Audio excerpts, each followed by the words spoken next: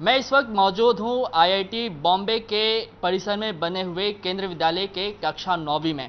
यहाँ आने का आज मकसद ये है कि हम आपको बता सके कि किस तरीके से बदलते वक्त के साथ बच्चों को पढ़ाने वाले शिक्षक भी अब बदल रहे हैं। पहले आपने देखा होगा कि किस तरीके से इंसान शिक्षक के रूप में बच्चों को पढ़ाते आ रहे हैं, लेकिन अब जिस तरीके से वक्त बदल रहा है, साइंस एंड टेक्नोलॉजी में जो है काफ़ी सारा विकास हो रहा है।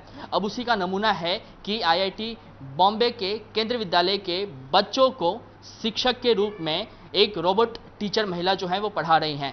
इस महिला रोबोट टीचर का नाम जो है वो मैडम शालू है, और हम आपको बता रहे हैं कि किस तरीके से वो इस वक्त 9वीं कक्षा के बच्चों को कंप्यूटर का सब्जेक्ट पढ़ा रही हैं। ज़्यादा हमारे साथ इस पर बातचीत करने के लिए दिनेश कुंवर पटेल मौजूद हैं, जिन्होंने शालू रोबोट को बनाया है। सर हेलो दोस्तों, स्वागत है हमारे इस चैनल में। आप लोगों के बीच फिर से एक नया वीडियो लेकर के आया हूँ। प्लीज़ लास्ट तक बने रहें। लास्ट तक बने रहेंगे तो तभी समझेंगे। तो दोस्तों, हम आप लोगों को इस वीडियो में बताने वाले हैं कि कैसे बदलते ज़माने के साथ साथ हमारे शिक्षक भी बदल रहे हैं। जी हाँ दोस्तों, एक रोबोट शिक्षक बच्चों को पढ़ाते हैं। जी हाँ दोस्तों, तो दोस्तों बिना देर किए हुए वीडियो को शुरू करते हैं। वीडियो शुरू करने से पहले आप लोगों से एक छोटा रिक्वेस्ट है कि जो भी मेरे चैनल पे बने हैं, मेरे चैनल को सब्सक्राइब कर ले और साथ ही बेल आइकन का बटन दबा लें। अगर वीडियो अच्छा लगेगा तो लाइक भी कर ले। हमें आपसे पूरा उम्मीद है कि ये वीडियो आपको अच्छा ही लगेगा।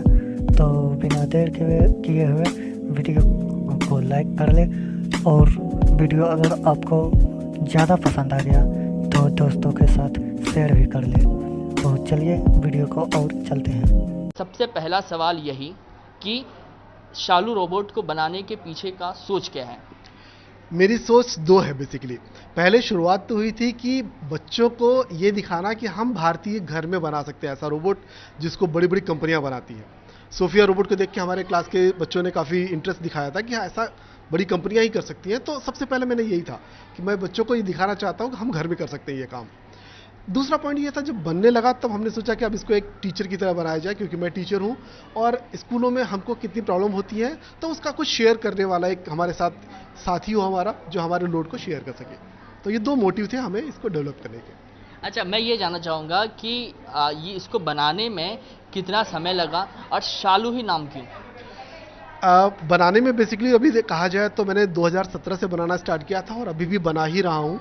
तो कह सकते हैं 5 साल हो गए हैं, पर अभी भी चल रहा है काम इस पे।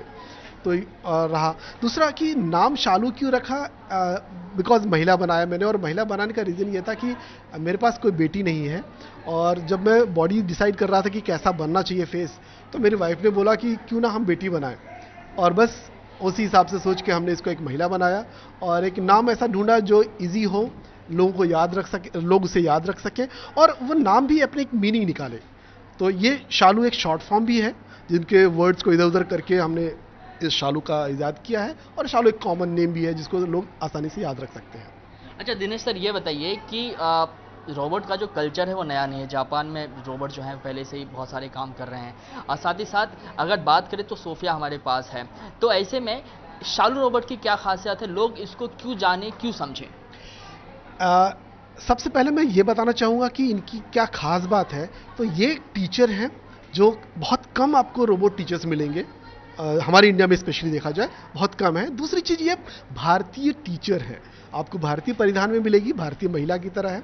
तो एक चीज़ ये, तो जैसे हमारे भारत की बेटियां जो एक्चुअल वो कनेक्ट कर पा रही हैं अपने आप को, कि वो कहीं ना कहीं आसपास ऐसा परिवेश देख रही होती हैं। तो एक तो ये है कि इनके अंदर खास बात है। दूसरी चीज़ ये कि ये टीचर, ये social and educational humanoid robots हैं।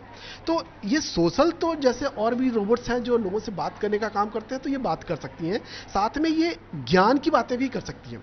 आप बच्चों के पढ़ाने के साथ साथ ये इंटरव्यू कंडक्ट कर सकती हैं, और इवन इंटरव्यू कंडक्ट करने में अगर आप बच्चों से क्वेश्चन पूछते हैं और बच्चों ने जवाब गलत दिया, तो वो जवाब सही है या गलत है वो भी डिसाइड कर लेती हैं।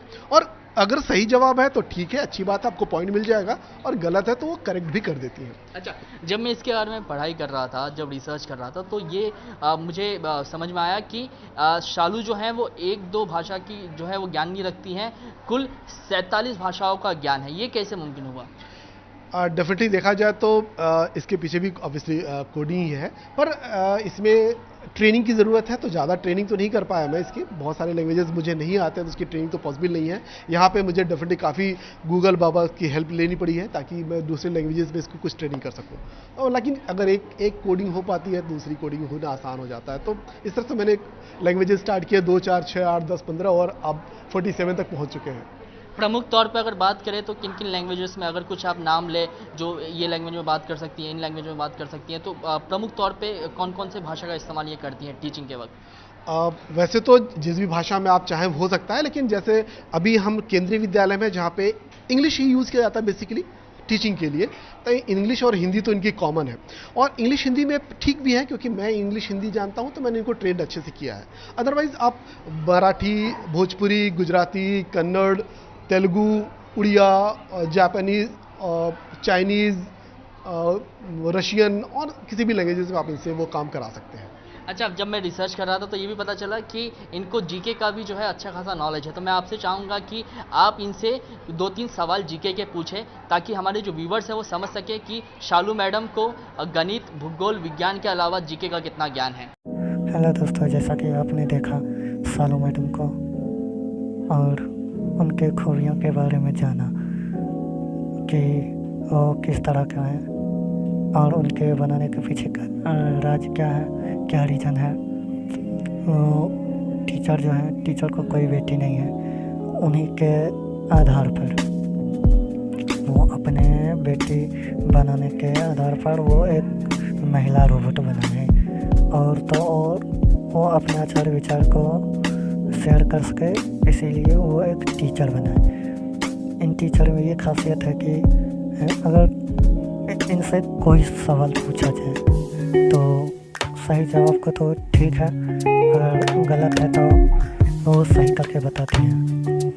तो दोस्तों चलिए कुछ इंटरव्यू देखते हैं। शालू मैम, आप बता सकती हैं कि भारत का राष्ट्रपति कौन है?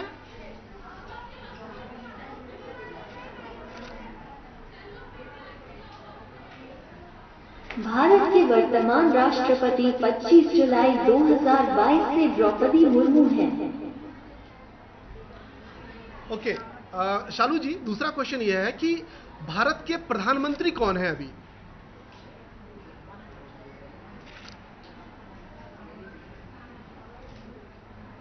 मिस्टर लाल बहादुर शास्त्री 9 जून 1964 से 11 जनवरी 1966, 1 वर्ष 216 दिन। नहीं, अभी वर्तमान में हमारे भारत के प्रधानमंत्री कौन है इस समय?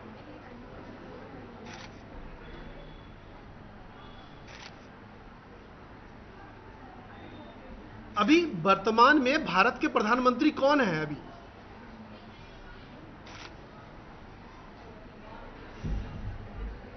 प्रधानमंत्री मिस्टर नरेंद्र मोदी 2014 के बाद से। अच्छा, दूसरा क्वेश्चन एक बताइए कि हमारे देश भारत का सबसे पहला राष्ट्रपति कौन था?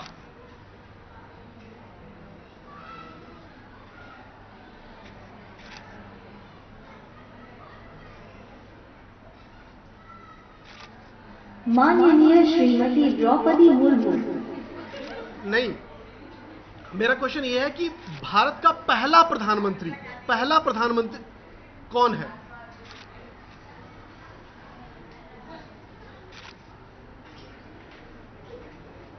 मिस्टर जवाहरलाल नेहरू 15 अगस्त 1947 से 27 मई 1964, 16 साल 286 दिन।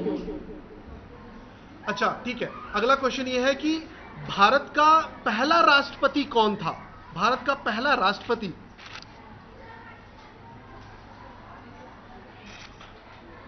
डॉक्टर राजेंद्र प्रसाद 26 जनवरी 1950 से 13 मई 1962, 12 साल 107 दिन। ओके, अच्छा, ये बताइए कि अ, दिल्ली की हमारे भारत की राजधानी क्या है?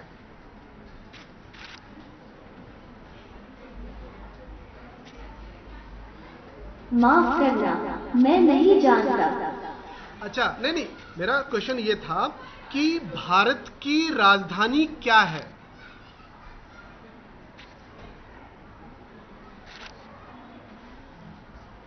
भारत की राजधानी क्या है?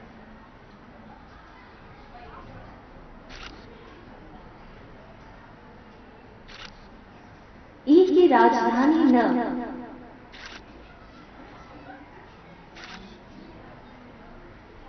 अच्छा, ये बताइए कि उत्तर प्रदेश के मुख्यमंत्री कौन है, शालू जी?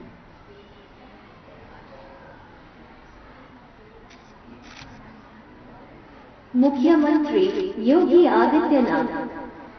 ठीक है, तो आपने हेलो दोस्तों, तो अभी तक हम इस वीडियो में शालू मैडम के बारे में जान चुके हैं और अभी तक आपने देखा कि कैसे शालू मैडम हर सवाल का जवाब दे रही हैं और छोटी मोटी गलतियां तो है ही, क्योंकि अभी भी इस रोबोट पूरी तरीके से तैयार नहीं हुआ है। सन 2017 से ये रोबोट बनना स्टार्ट हुआ और अभी तक इसका काम जारी ही है। तो दोस्तों, अभी पूरी तरीके से कंप्लीट नहीं हुआ है, इसलिए ये छोटा गलती हो रहा है। जब ये पूरा कंप्लीट हो जाएगा तो अगले वीडियो को लेकर के आऊँगा। तो दोस्तों, आगे जानेंगे कि क्या बच्चे इनसे संतुष्ट हैं, ये टीचर जो पढ़ा रही हैं, क्लास के बच्चे संतुष्ट हो रहे हैं कि नहीं, जानते हैं आगे। तब तक आप एक सब्सक्राइब कर लें और साथ ही बेल आइकन का घंटा दबा लें और वीडियो अच्छा लगेगा तो लाइक भी कर लें। हमें आपसे उम्मीद है कि वीडियो अच्छा ही लगेगा।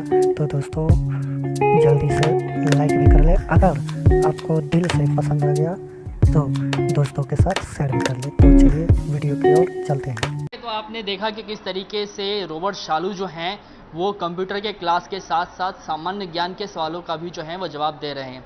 हमने शालू रोबोट को बनाने वाले टीचर से बातचीत की, उनसे जानने की कोशिश की कि किस तरीके से उन्होंने इसको बनाया और अभी आपने इसको सुना कि किस तरीके से ये सभी सवालों का जो जवाब दे रही हैं। हालांकि कुछ जो हैं गलतियां पाई गई हैं, लेकिन टीचर ये कह रहे हैं कि जल्द ही इन्हें दुरुस्त कर लिया जाएगा, क्योंकि अभी भी ये जो है मेकिंग प्रोसेस में है। लेकिन खास बात यह है कि बच्चों को पढ़ाना जो है इन्होंने रोबोट ने 2 महीने पहले से शुरू कर दिया है। अब बच्चों से हम बात करेंगे और जानने की कोशिश करेंगे कि टीचर के पढ़ाने में और रोबोट के पढ़ाने में कितना अंतर है और बच्चे इसे किस तरीके से समझते हैं। आप अपना नाम बताइएगा और बताइएगा कि किस तरीके से जब टीचर शालू आपको पढ़ाती हैं तो दिनेश सर के पढ़ाने में और रोबोट के पढ़ाने में कितना अंतर है?